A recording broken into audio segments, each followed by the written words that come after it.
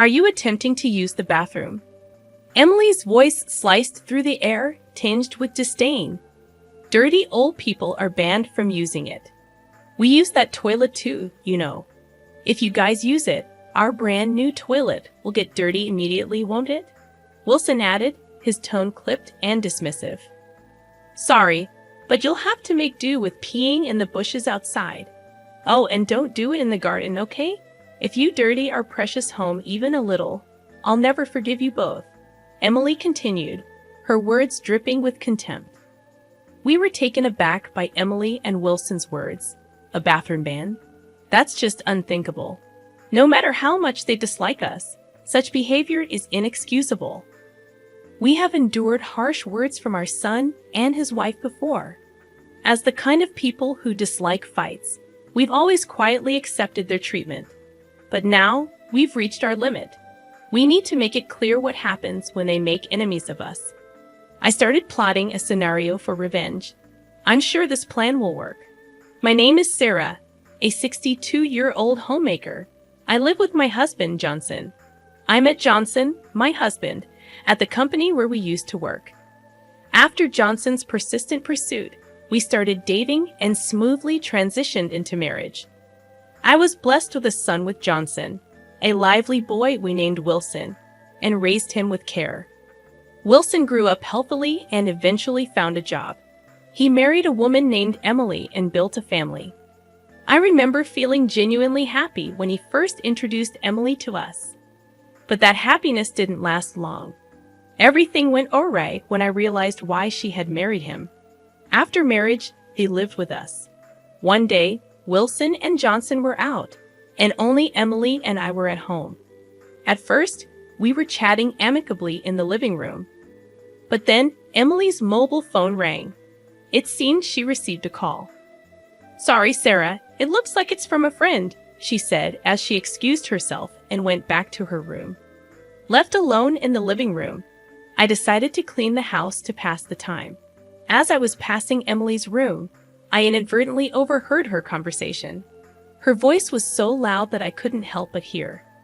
Seriously, those old folks are living too long.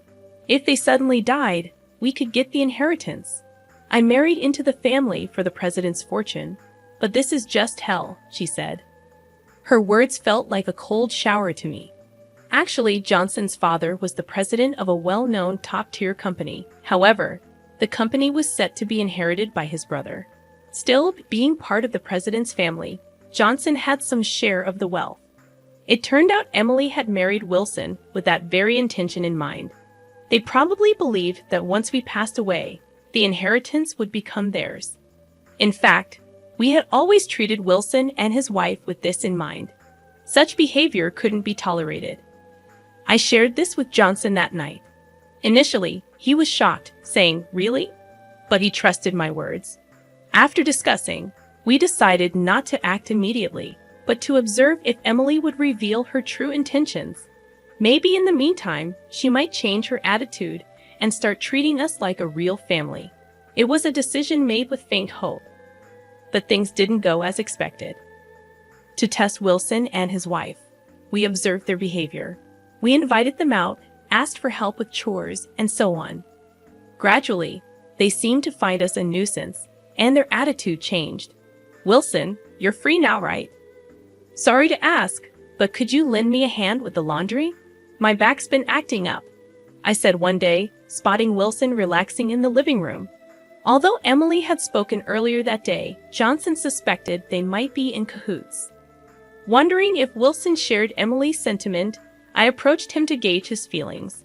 At my request, Wilson glanced up from his phone, sighed with annoyance, and retorted, "Can't you do that yourself, Mom? You're a mother, after all. Shouldn't you handle the household chores by yourself?" He then returned to his phone, clearly disinterested in helping. His demeanor seemed to imply, "I have no intention of being family with you." The thought sent a chill down my spine. Don't say that. Family should help each other when in trouble. You have your own family now, Wilson.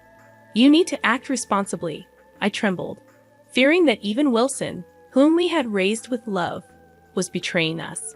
I desperately pleaded for his assistance, But Wilson remained unmoved, refusing to even look up from his phone or budge from the sofa.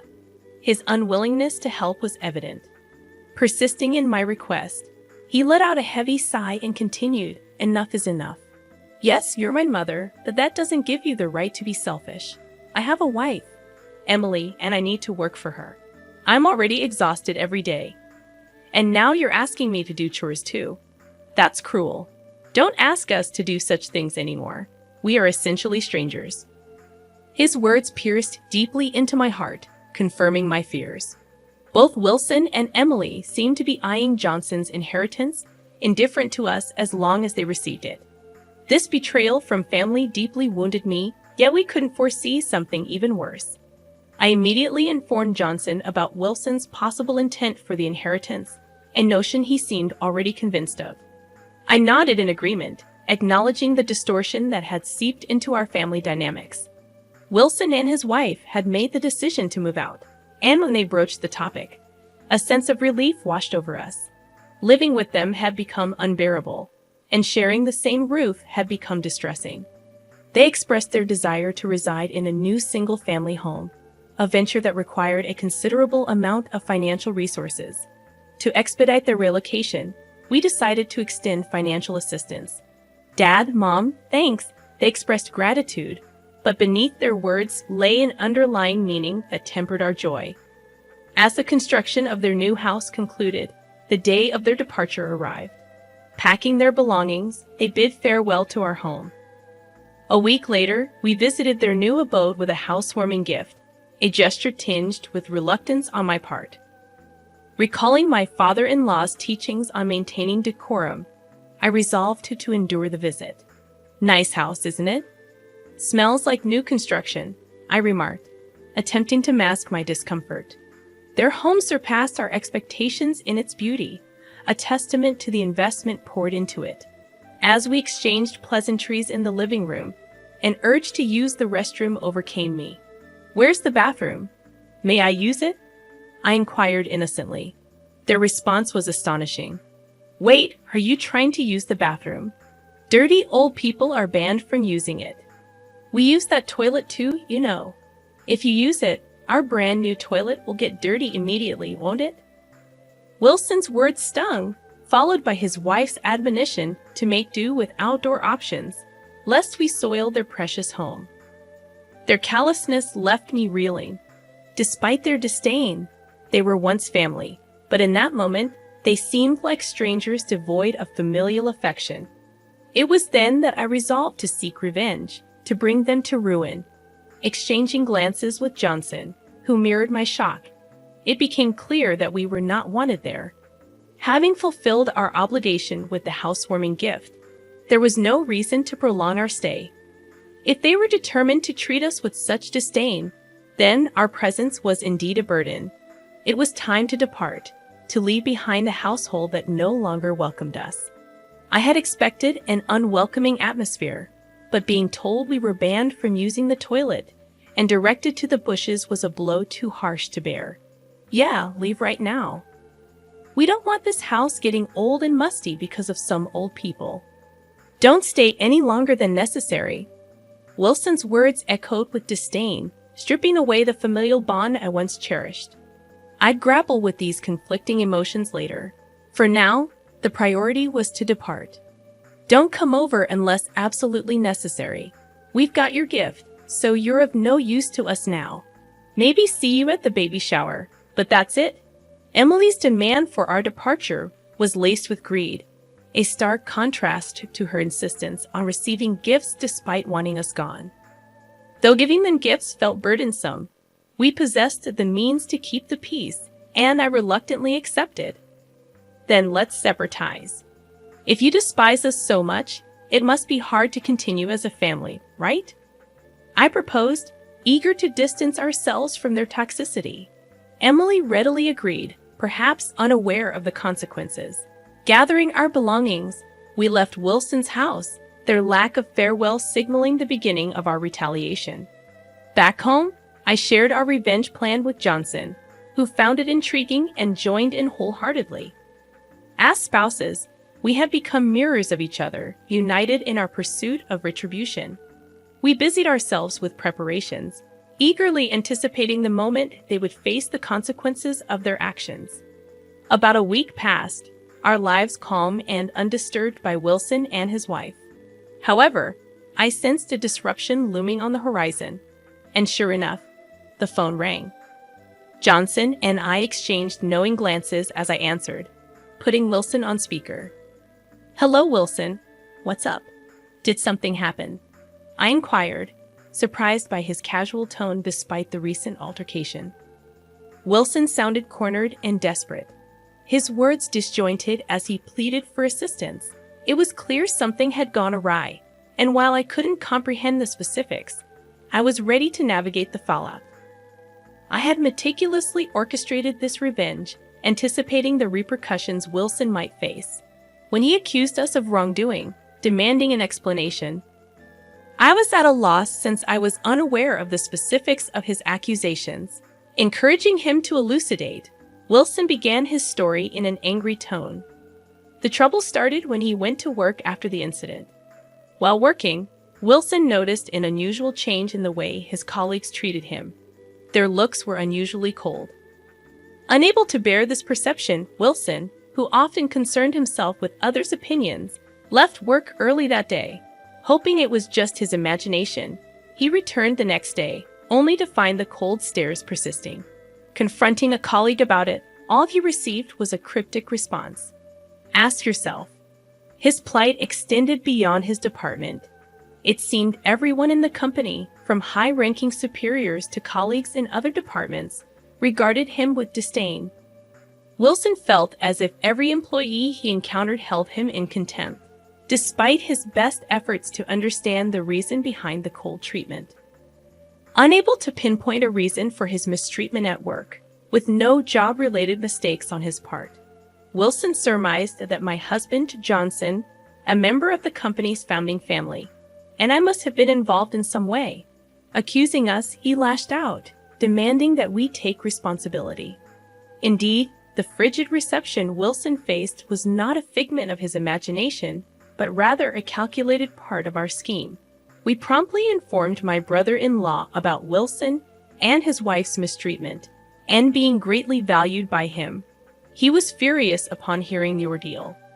Unfortunately, my brother-in-law, not one to keep secrets, inadvertently leaked our story to his secretary and other managerial staff. Soon enough, the entire company knew about Wilson's perceived misdeeds, and everyone began to scorn him. Faced with a hostile work environment, Wilson was unable to continue working, especially given his susceptibility to others' opinions. Although his employment was a result of nepotism, considering his lackluster academic history, he couldn't possibly manage a proper job search. While the company may have seemed like his only option, working there under current circumstances was proving impossible for him. Wilson pleaded for us to intervene and rectify the situation. "I can't work under these conditions you caused, right? Then fix it." Wilson's voice boomed over the phone, demanding a resolution, but I harbored no intention of forgiveness. "We've disowned you, remember? Why seek help now?" "That was all Emily's doing," I retorted sharply. Despite once considering him and Dad as family, he had misconstrued the true meaning of familial bonds. Families are supposed to help each other, right? "So help me," Wilson pleaded. But his misunderstanding of family dynamics left the conversation futile. With finality, I ended the call and blocked his number, severing ties with our own son. Our revenge was far from over. The following day, Emily's voice echoed through my phone, urgently requesting entrance. "Sarah, please open the entrance. I have something to discuss, including about Wilson. Let me in quickly," she implored. However, our former home was no longer our abode. We had sold the house we shared with them, moving to a new, grander single-family home, chosen with a subtle hint of competition. Confounded by our dissownment, Emily persisted, oblivious to its implications. "Then, where are you? Things are terrible here. If we don't know where you are, How can we receive the inheritance? Tell me your current address, she pressed on, failing to grasp the gravity of our decision. Emily, you can no longer receive any inheritance. We've disowned you, remember? We're no longer family. Why would we give an inheritance to someone who's not family? I explained patiently, astonished by her lack of comprehension. Her response was startling. I didn't know that's a real problem. If we can't get the inheritance, let's forget about the disownment, okay? We're still family, right?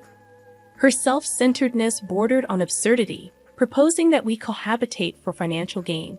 It was clear her motives were driven solely by the prospect of inheritance, disregarding past grievances. However, her proposition to live together, despite once driving us away, underscored her insatiable greed. Restarting life with them was out of the question, as their intentions remained tainted by selfish desires. I pondered whether Emily truly comprehended the gravity of our disownment. Could she not grasp such a fundamental concept? Sorry, but we'll have to decline. From now on, please don't contact us. We've disowned you, so we're no longer family, and non-family members won't inherit anything. Please understand and give up, I asserted firmly. However, Emily persisted, pleading for forgiveness, clinging to a glimmer of hope. Yet my decision, and likely Johnson's as well, remained resolute. I ended the call with finality and promptly blocked her number, ensuring she couldn't reach us again. With that, we had completed the disownment, severing ties cleanly and definitively. A sense of relief washed over us, lifting the weight of an unpleasant connection. Subsequently, I heard through acquaintances and my brother-in-law that Wilson and Emily's relationship deteriorated rapidly. They engaged in incessant fights over inheritance and employment, ultimately leading to a divorce. Amid bitter arguments over alimony and property division, they resorted to legal proceedings. Following the divorce, Emily sought refuge in her parents' home, hoping for acceptance. However, their reaction was far from welcoming. They were furious and promptly ejected her from their midst. Wilson, having resigned from his job, struggled to secure new employment, now laboring tirelessly in part-time roles to make ends meet. Meanwhile, Johnson and I basked in a peaceful and contented life, freed from the burdens of the Wilson affair. With newfound freedom, we began planning a trip, extending an invitation to my brother-in-law and his wife as a token of appreciation for their support and collaboration in our revenge scheme. As we meticulously planned our vacation, we reflected on the profound lesson ingrained by Wilson and Emily's actions. Family transcends blood ties and entails unwavering support and solidarity in times of need. Their disregard for even their own kin underscored this lesson, leaving an indelible mark on us.